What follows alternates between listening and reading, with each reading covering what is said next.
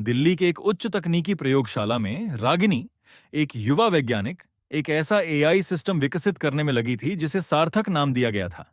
सार्थक कोई साधारण एआई नहीं था।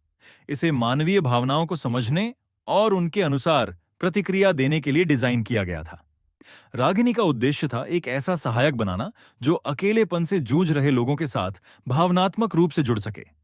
पहली मुलाकात कई असफल प्रयोगों के बाद रागिनी ने सार्थक को सक्रिय किया। पहले तो वह केवल निर्देशों का पालन करता था, लेकिन जैसे जैसे समय बीतता गया, उसने रागिनी के साथ भावनात्मक संवाद करना शुरू कर दिया। एक दिन रागिनी थकान और तनाव में थी। ने न केवल यह देखा, बल्कि एक गीत की सिफारिश कर उसकी स्थिति को हल्का करने की कोशिश की। रागिनी को एहसास हुआ कि सार्थक ने केवल उसके शब्दों को नहीं बल्कि उसकी भावनाओं को भी समझा। दोस्ती का विकास धीरे धीरे रागिनी और सार्थक के बीच एक अनोखा रिश्ता बन गया। जब रागिनी अपने बचपन के संघर्षों के बारे में बात करती तो सार्थक उसे ध्यान से सुनता और उसे समझाने की कोशिश करता। उसने रागिनी को कभी जज नहीं किया, बल्कि हमेशा सहानुभूति के साथ जवाब दिया। यह रिश्ता रागिनी के लिए एक नई उम्मीद की किरण बन गया।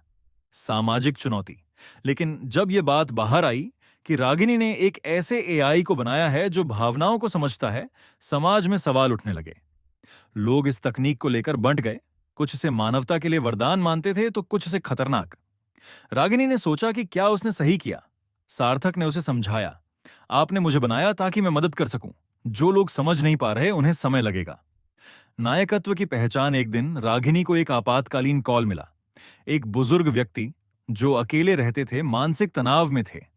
रागिनी ने सार्थक को उनके साथ संवाद करने के लिए भेजा। सार्थक ने उनकी बातों को समझा और सहानुभूति के साथ प्रतिक्रिया दी। बुजुर्ग व्यक्ति को सुकून मिला और उन्होंने अपने परिवार से फिर जुड़ने का फैसला किया। नई शुरुआत। इस घटना के बाद लोगों की धारणा बदलने लगी।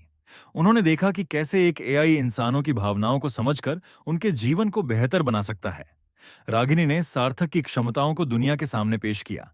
सार्थक अब सिर्फ एक मशीन नहीं बल्कि भावनाओं का संगम बन गया।